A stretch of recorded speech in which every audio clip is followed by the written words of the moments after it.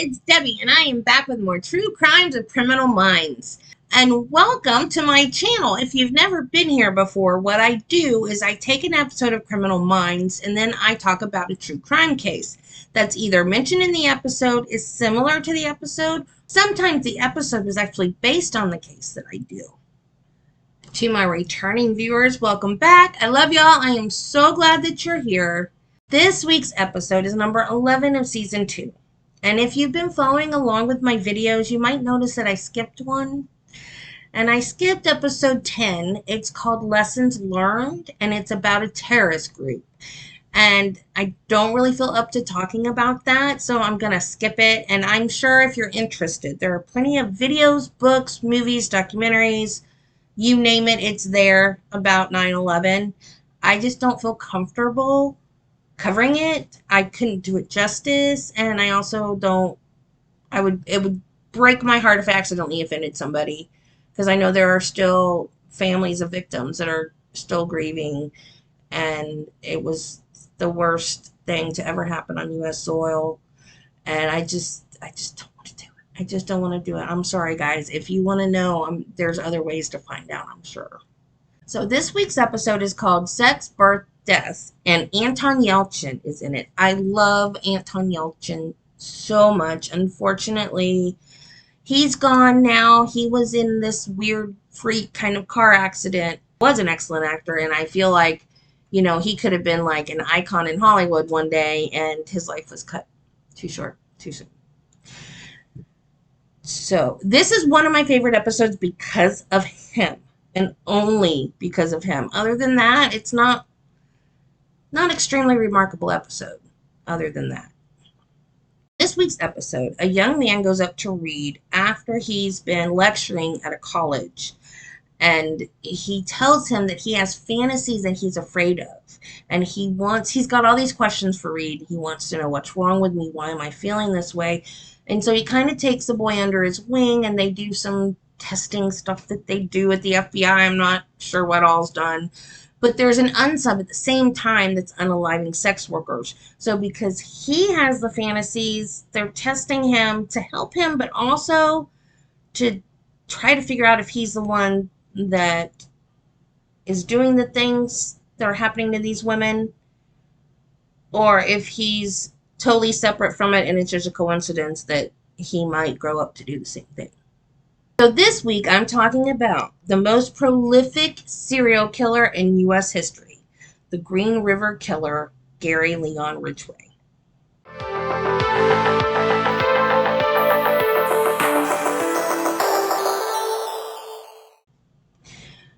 I always try to talk about the victims, because this is not the killer story.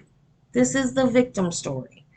These women need to be remembered. So I would really love it if you all would stay to the end and honor these women, because I put together like a little slideshow at the end, and each picture is there for 5 seconds, and the total slideshow is 4 minutes and 5 seconds long. So please take a look at that and remember, and if you're a praying person, pray for the families of these victims. You guys have seen me disgusted before. You've seen me grossed out before. This guy makes me mad. He makes me mad. I've had to take more breaks while researching this guy than I have ever had to do, because I would just get so mad. It was like my brain was going to explode if I thought about this man any longer. Also, it was hard to research because of all the different websites. They had different dates. They had different numbers. They had different lists of victims. They had some potential victims, some the ones that actually were victims, some the ones that they think are still missing that are his victims, some by the date they were found, some by the date they disappeared, some in chronological. I mean, it was crazy. I got plenty of material, but to try to like get it all sorted out a certain way was very hard. So I did them in timeline order. During like the main part of the episode where I'm going to be talking about the stuff he did, I didn't list every single one, but they will be listed at the very end of the episode. But I did include a few mainly because of things that he said about them when he was confessing to all these murders. In the early 80s to the late 90s, women were going missing and found murdered near the Green River. The majority of disappearances happened between 1982 and 1984. It all started in July of 1982 when two boys were riding their bikes by the river. They saw something floating in the water. It was the body of 16-year-old Wendy Caulfield. She was naked except for the jeans that she was strangled with. They were still around her neck. Gary Leon Ridgway was born on February 18, 1949 in Salt Lake City, Utah. He was the middle son of Mary Steinman and Thomas Ridgway. Gary did poorly in school, having an IQ of only 82, which is below average. Average is 100. And he was dyslexic. So he was bullied in school. He was bullied because he got set back a grade. Some places I read just 1 grade, other places 2 grades. But at any rate, he got bullied by kids as he stayed back and they went on to higher grades. Look at the chokehold he's got on that cat. That's kind of terrifying. The family moved to Washington when Gary was 11. His mother was a domineering and overbearing woman, and Gary was confused where his mother was concerned because he was sexually attracted to her. He said she became more of a sex figure than a mother figure, and he couldn't decide if he loved her or wanted to slice her up. Talk about confused. Oh my gosh.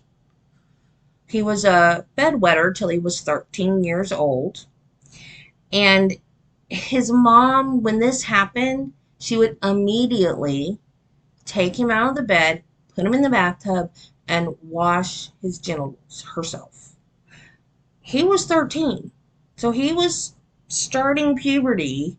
This would confuse him even more because he would get excited, but then that would make him mad.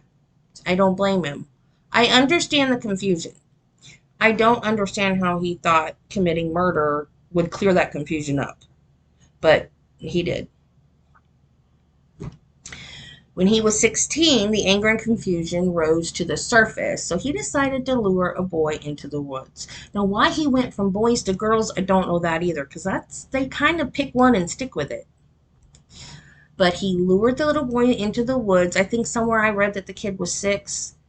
And some places I read that Gary was only 14. Other places I read that he was 16, so I'm not sure about his age, but a teenager. He lured the boy into the woods and then stabbed him. And the boy lived. But he said that Gary went away laughing, and then he said, I've always wondered what it would be like to kill someone. Does that sound familiar? If you guys watched my last episode about Ed Kemper, he said that same thing after he killed his grandparents. And I have no idea why nothing came of this, but Ridgway did not have a juvenile record. If my kid had gotten stabbed, I 100%, after I knew he was okay, would be going to the police. So I don't know how he got out of this. I have no idea how he got out of this. But he claims that his first murder was actually when he was 18 and that he drowned a little boy.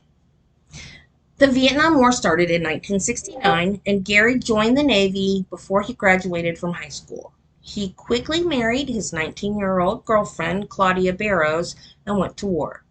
She cheated on him while he was gone defending his country, but he cheated on her.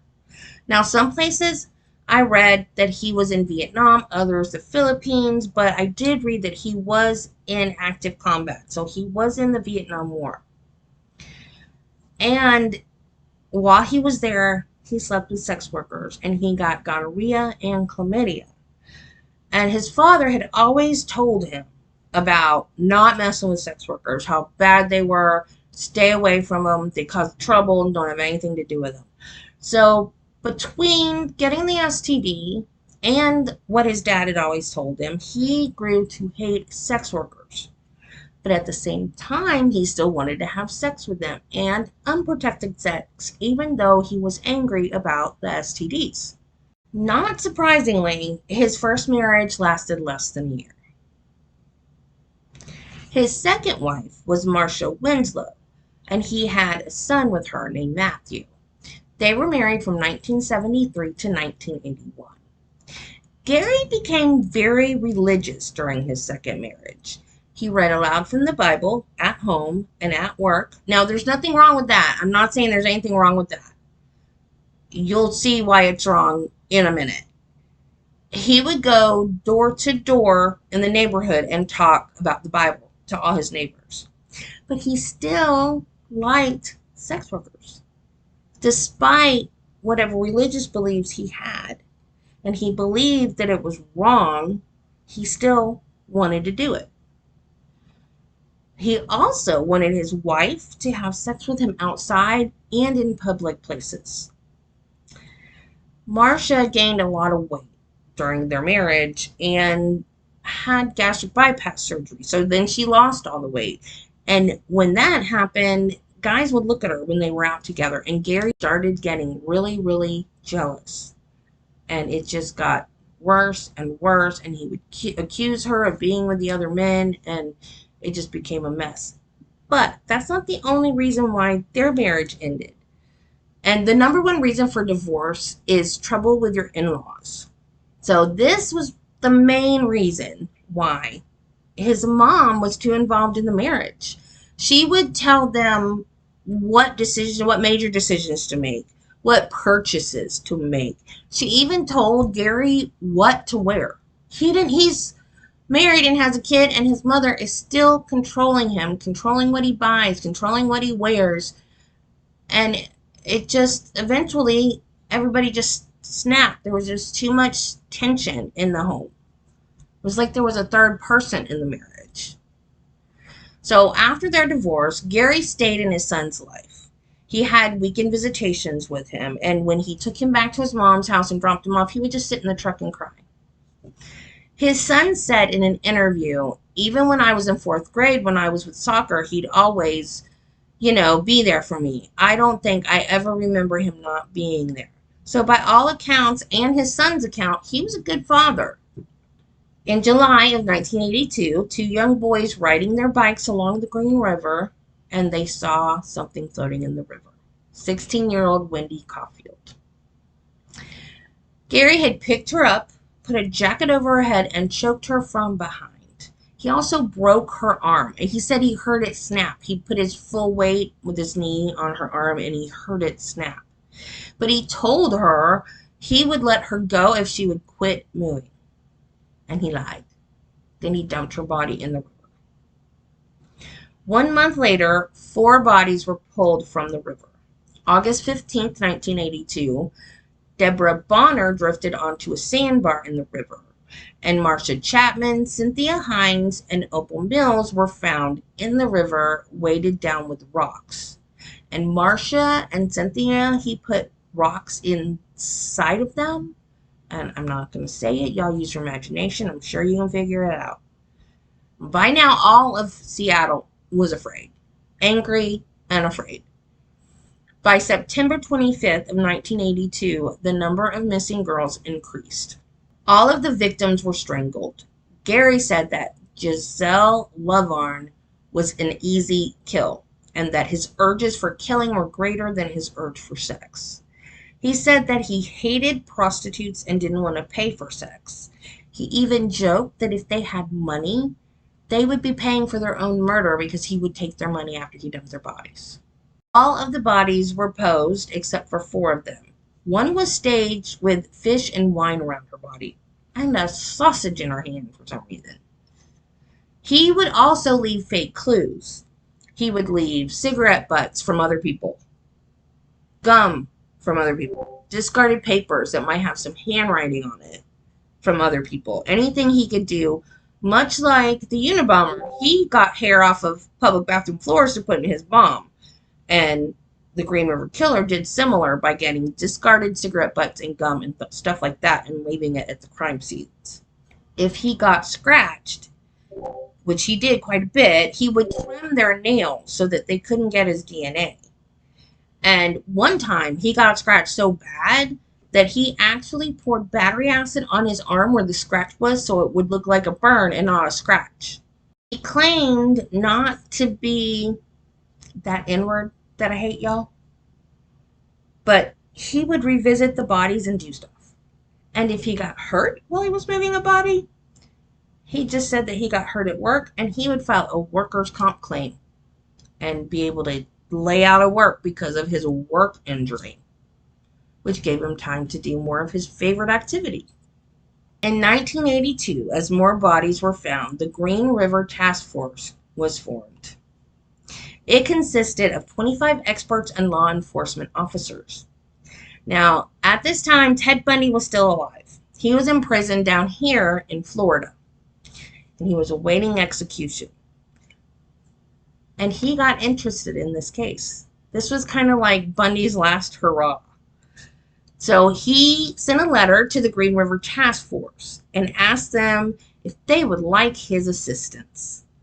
This was either in 1984 or 1986. I couldn't find definitively the date of this letter. And Bundy said, in my opinion, the best chance you have of catching this guy red-handed is to get a site with a fresh body and stake it out. Don't ask me why I believe I'm an expert in this area, just accept that I am and we'll start from there. There were some similarities between the two, one being the ease in which they lured their victims. Bundy was an attractive guy, and he would pretend to have some weakness, like on crutches or have a broken arm, had his arm in a splint. Ridgway, he was short and stocky. He looked like the typical dad type. So he used that to make it easier to lure his victims. So they both knew what they needed to do to get women to trust them. Gary had toys. His son's toys were in his truck. And if he thought the girls were anxious, he would show them a picture of his son.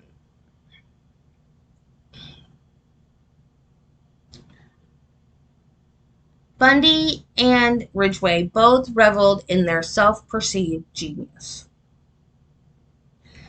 Sheriff Reichardt and Detective Keppel flew to Florida to interview Bundy, and Bundy always called Gary Ridgway the Riverman. And this was just a game to him. He believed that most of his suggestions were just veiled confessions about his own murders. And he also gave very weird instructions to them, like, find a slasher movie to stake out and watch who comes to see the movie. I love slasher films, and I have never killed anyone. So, go figure. I guess I need to quit going to him. I might end up as a suspect in murder, according to Ted Bundy. In the end, Bundy really didn't help all that much. He gave them some little insights, but he was jealous. He was jealous because now nobody was talking about him anymore, and everybody was talking about the Green River Killer. Gary Ridgway explained how he weaponized his mild demeanor to lure women into his truck. Similar to the women that Kemper picked up, the sex workers that Ridgway picked up wanted to talk about the serial killer. There are so much similarities between these three cases, it's creepy. They would talk about how he must be a big man and be really strong and look really menacing, and Gary would just move the toy so they could sit down in the truck and then show them pictures of his son. And he only picked up women if they were alone. He could only handle one at a time, or at least he preferred to only handle one at a time. The FBI came up with a profile, but similar to Kemper's, there was stuff that wasn't correct. They said he would be a white male in his 30s, a loner who would live with his mother and try to interject himself into the investigation. Ridgway was a divorced man with a son and a good job living on his own. And because of this profile, a 43-year-old cab driver named Melvin Foster that only wanted to help in some way was considered a suspect. He was ruled out after they surveilled him for 3 months. And during that 3 months, 4 more girls went missing. Ridgway killed about every other week during the 80s. In January of 1983, Linda Rule was found 8 miles north of Seattle. He burned her hair. As far as I know, she was the only one that had anything burned. And he felt like he was hurting her more by burning her hair because it was so beautiful. And he said that it excited him. From March to April, more young women went missing. Most of these women were teenagers. They were just kids. They weren't hardened sex workers, whatever. These were kids that had run away from home for whatever reason. Like, they weren't professionals. They weren't high dollar call girls. They were just kids on the street that had nowhere else to go. Maybe they thought it would be better on the street than the way it was at home. And in some cases, it may have been. But none of these women deserved to die the way that they did. Whatever the reason they had on the street, though, no one deserves to be killed and just thrown away like trash. And that's why he picked them up, because he didn't think anyone would miss them. Y'all, I don't know why Discord keeps sending me notifications. I have it on Do Not Disturb, so if you keep hearing the beep, I apologize. I don't know what else to do to fix it.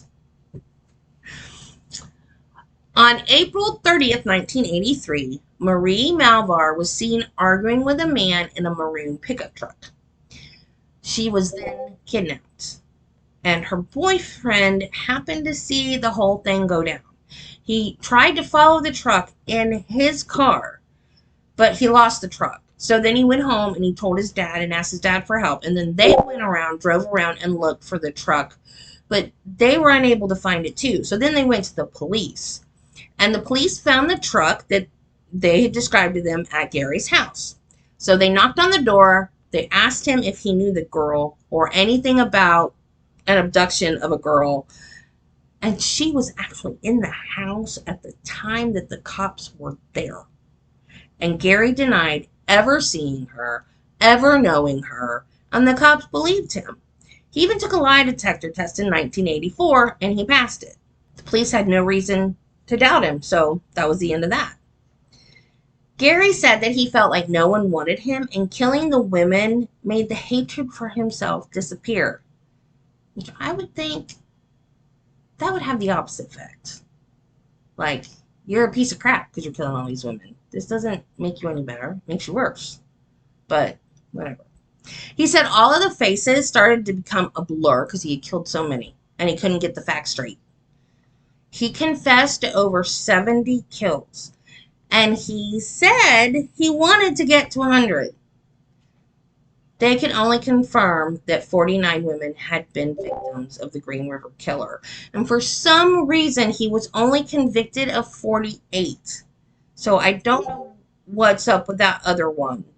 But if she exists, she's listed at the end of the video because I did everybody. I even did like Jane Doe's too. But there was one face that he remembered that he couldn't forget, and that was the face of Carol Christensen.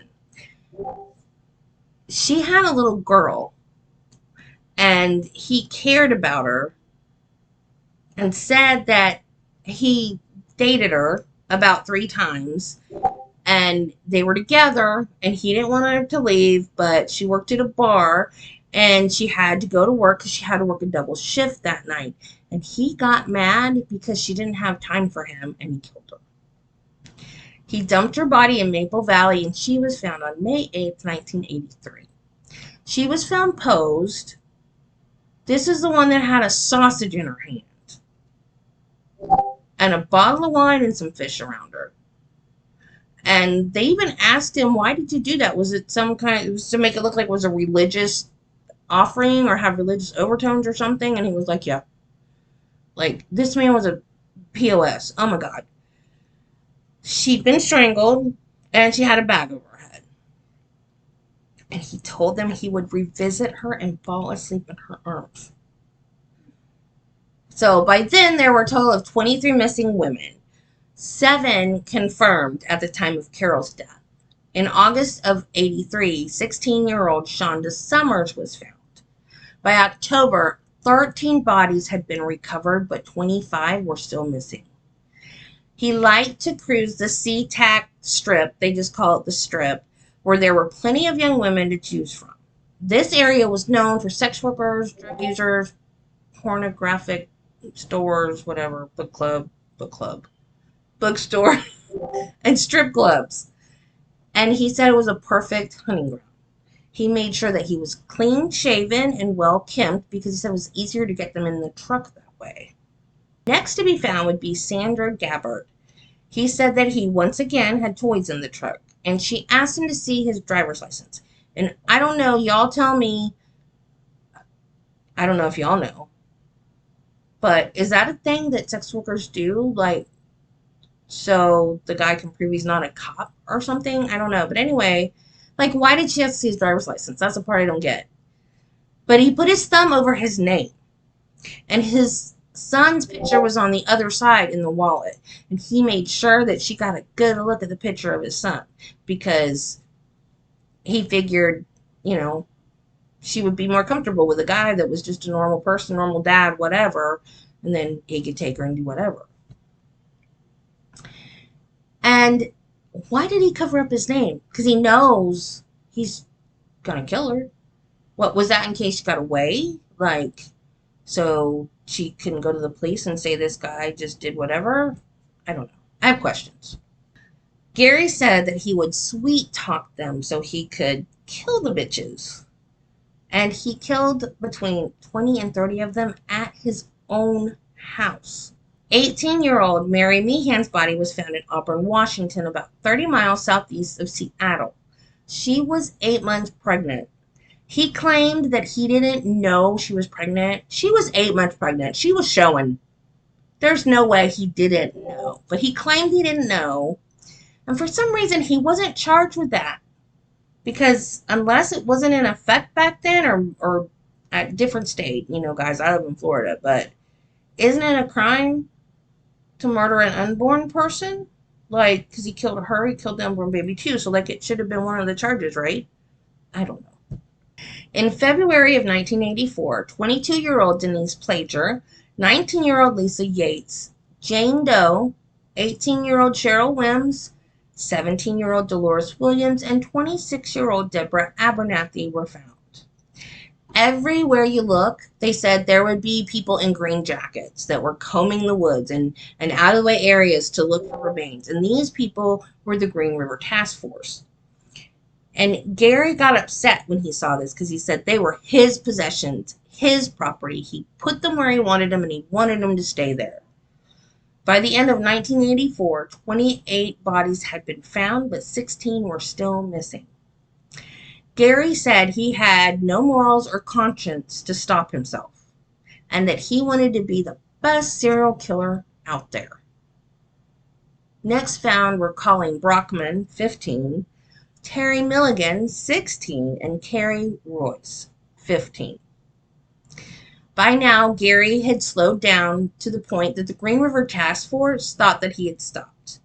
They thought he died or he'd gone to jail for something else. They thought it was over. He only was taking short breaks, and then he would occasionally pick a girl up and kill her. And the reason why Gary had slowed down his killing was because he had fallen in love. When investigators asked him what he was most proud of, I was like, say your son, dude. Say it's your son. If you want to help yourself, say you're most proud of your son. No, most proud of meeting Judith. He met Judith Lynch in 1985 at a group for single parents called Parents Without Partners. Judith was 41, Gary was 36, and she felt like she had won the lottery. She said Gary treated her like a queen. She quickly moved in with him, and they slept in the same bed where he had killed so many women. And Judith didn't know. She didn't know anything about it. Everything was great as far as she was concerned.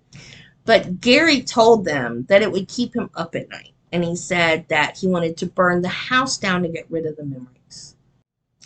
18-year-old Shirley Sherrill and 23-year-old Denise Bush's remains were found close to one another.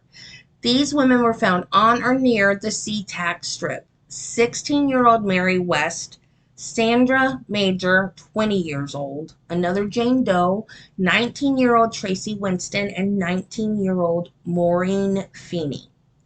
Detective Matt Haney with King County Sheriff's Department was on the Green River Task Force. He said that Gary Ridgway was the most evil man that you could imagine. He believed that Gary was a Green River killer, even though the others on the task force didn't believe it. Matt Haney left the task force. He said that good detectives didn't give up. They should never give up. They should never give up hope. They should always be trying to find the unsub. So he was like, I'm out because you've already found him and you're not doing anything about it. Gail Matthews, Paige Miley, and Kimmy K. Pitzer, I love her name, Kimmy K. Kimmy K. Pitzer was last seen getting into a maroon truck. By June of 86, 36 bodies had been found, 5 still missing. On June 14, 1986, Kimberly Nelson, 21 years old, was found. Rebecca Gardé-Guay was a different story. She got away. And as far as I know, she's the only one. I mean, there could have been others, I don't know. But she went to the police. And she told the police that she had been choked. And she bit him, and that's how she was able to get away from him. And they had Gary's prints and picture from a 1982 arrest for soliciting prostitutes. There were 2 instances where he was caught soliciting prostitutes. One, he got pulled over with a prostitute in the car. And another one where he actually propositioned an undercover cop thinking that she was a prostitute. So they had his picture and his prints. They had his DNA. They had all kinds of stuff. And they showed Rebecca like a 6-pack of pictures, what they call them. And she was able to pick his picture out. So they put Gary under surveillance. And in April of 1987, they finally got search warrants. And they searched his home and his vehicle. And he said that he was scared, but he knew they wouldn't find anything because of his meticulous cleanup. And Judith said when she moved into the house, there was no carpet in the home.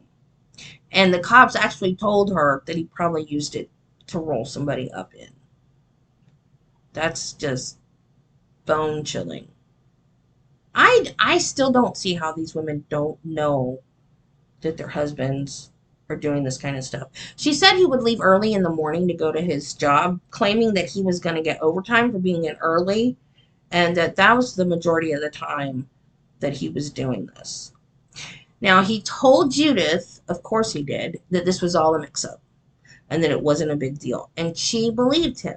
She not only believed him, she married him in 1988. None of his neighbors, friends, or co-workers ever suspected anything. He asked one of his co-workers at Kenworth Trucks, where he worked as a truck painter, to be his best man. Everything was perfect, and the whole neighborhood turned out for a very simple outdoor wedding. But his neighbors now, looking back on it, they say, we watched her marry a serial killer. Of his 49 victims, only 3 were killed after he married Judith. And this part is so sad, y'all. In a way, it's true. But in a way, it's terribly, terribly tragic.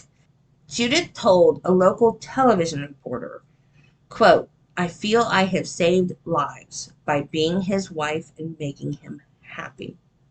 Isn't that just heartbreaking? Oh my gosh, that poor woman. That poor woman was one of his victims too. She really was. So they didn't think they were ever going to find him. The case went cold. It's a couple years later now. So they disbanded the task force in 1990. They thought maybe he was in prison somewhere else or he died or whatever. But they kept the girls' pictures up in the police station because they didn't want to ever forget these girls. They knew that these were unsolved murders and they were not about to let them be forgotten. So the case was then reopened in 2001. And they had DNA from him from his other arrests, but in 1977, 88, whenever that last one happened that they thought he did, they didn't send the DNA to be tested because the technology wasn't as good back then. And they were also afraid that because the technology wasn't as good, that it would not yield any results, yet use up all the DNA sample that they had. So they decided to wait And they submitted the DNA evidence, and it was tested in 2001. And they got a match. They finally had the Green River Killer. He was 52 years old when he was arrested. He was given a deal that would take the death penalty off the table if he would confess and show him where he left the bodies. I have mixed feelings about this. I get it. I get your kid's missing. This one guy, we know that he killed a bunch of people. Was one of them your kid? Like, yeah, I get wanting to know that. And I get that they have to make deals with the devil to get these guys to tell them who they killed and where they left the bodies and whatever. But they don't deserve that. They took a life. I don't want this to get political or anything. I'm pro death penalty. I'll just say that. I'm pro death penalty. And Gary Ridgway was having a blast, taking them all over the place, showing them where he left all of his dates. And some bodies were even, he took them across the state line into Oregon. Prosecutor Patty Eakes, this is bone chilling too. She said that Gary Ridgway was a very nice and polite man. Yes, ma'am. No, ma'am. Thank you, ma'am. How are you today, ma'am? But she said she would have to remind herself that under different circumstances, he would want to choke her to death and have sex with her body afterwards. That, oh my God, I can't even, like, I'm so glad that I didn't have a job where I had to deal with weirdos like that. Ugh.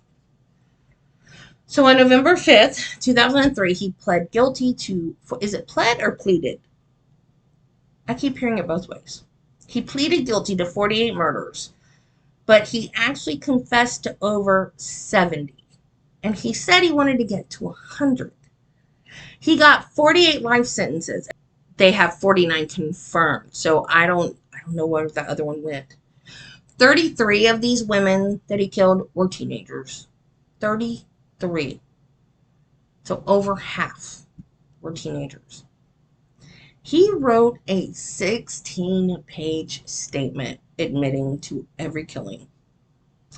He wrote that he targeted prostitutes because I thought I could kill as many as I wanted without getting caught. He added, I hate most prostitutes. I did not want to pay them for sex. I also picked prostitutes as victims because they were easy to pick up without being noticed. I knew they would not be reported missing right away and might never be reported missing. But the thing with these women,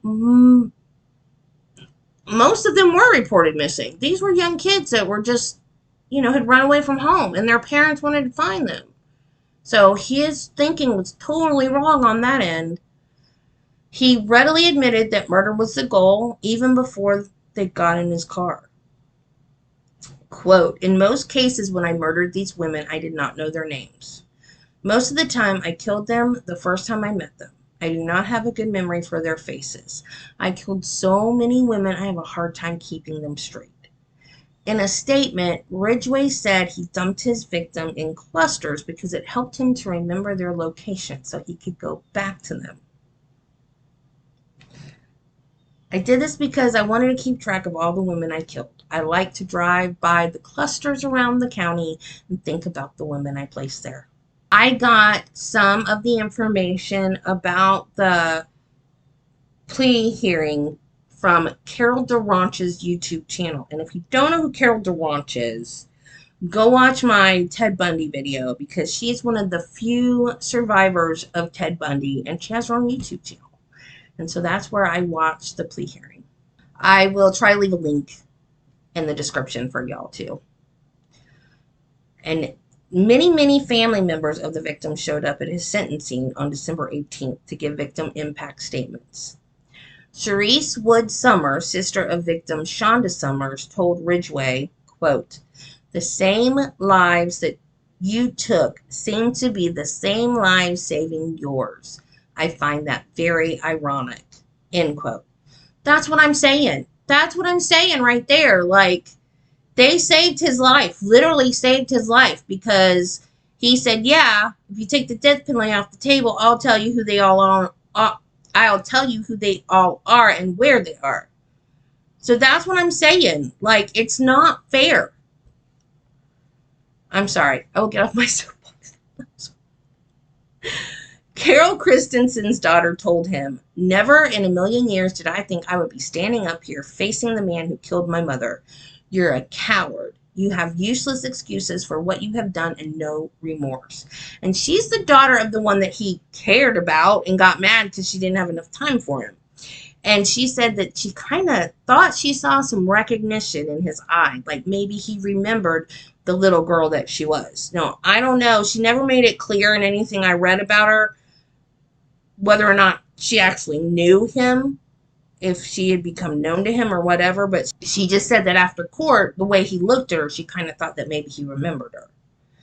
Robert Rule, the father of Linda Rule, who was just 16 when she was killed, told his daughter's killer, quote, "Mr. Ridgway, there are people here who hate you. I am not one of them. I forgive you for what you've done." And Gary, who stone-faced, dry-eyed, didn't crack a smile or a tear or anything through the whole thing, he cried at this. He cried at being forgiven. After the victim impact statement, I love this judge. Love this judge. After the victim impact statements, Judge Richard Jones, he had Ridgway turn around and face the victims' families in the gallery. And he said, quote, "As you spend the balance of your life in that tiny cell, surrounded only by your thoughts, please know the women you killed were not throwaways or pieces of candy in a dish placed upon this planet for the sole purpose of satisfying your murderous desires." He received 48 life sentences. Judith said in an interview, quote, "He was always happy. He had a smile that would never change. He made me feel like a newlywed every day. It was like a brick wall dropped in front of me. It all stopped. I love the man I knew and hate the man who took him away." End quote. The New York Times said, quote, "The Sheriff Reichert, who spent 3 days interviewing Mr. Ridgway alone, said he quickly realized that serial killers have a lot in common. Whether they kill prostitutes, as Mr. Ridgway and Jack the Ripper did, young boys, as John Wayne Gacy did, or young women, as Mr. Bundy did. Both Mr. Bundy, who was put to death for the murder of 3 women and had confessed to killing at least 16 others, and Mr. Ridgway were sexual predators who killed during or after sexually assaulting or having sex with their victims." Gary was sent to Washington State Penitentiary in Walla Walla, Washington, but they transferred him to Supermax in Florence, Colorado on May 14th, 2015. And I don't know why. I found why they transferred him back to Walla Walla. I did not find out why they put him, because Florence, Colorado has the Supermax. It's like the most protected, secured prison in our country. And they sent him there. So I'm wondering, I mean, these were teenagers, these were kids, and I always hear about how men in prison don't like people that hurt kids, so maybe they had to do it for his safety. But I don't know. So that's just my supposition. If anybody knows, let me know so I can clear that up, because I don't want to be telling y'all the wrong stuff. He was sent back to Washington State on October 24th, 2015. And that was so he could be closer to where he had done what he did, in case there were any cases that were still open. They were like, they're still looking for some that they'd have no idea where they disappeared from or where they ended up. And so by him being closer, that makes it easier for him to be accessible for any of the missing cases that they're still investigating. So guys, that's it. I'm going to end this episode a little differently. Please watch until the end and take a moment to remember these girls and their families. And if you're a praying person, pray for them. And I will see you guys in the next video. Please stick around. Bye. Mr. Ridgway, how do you plead to the charge of aggravated murder in the first degree as charged in count 1 for the death of Wendy Lee Caulfield? Guilty. How do you plead to the charge of aggravated murder in the first degree as charged in count 2? Guilty. Guilty. Guilty. You had said your memory, when it comes to all of the women you took, was gone. Our memory is not. In your words, you said that they didn't mean anything to you, but she meant everything to us. She was a mother, she was a wife, she was a sister, and we miss her. Gary Ridgway sat there stone-faced as victims' relatives damned him and mocked him. He's an animal. I wish for him to have a long, suffering, cruel death. He's gonna go to hell, and that's where he belongs.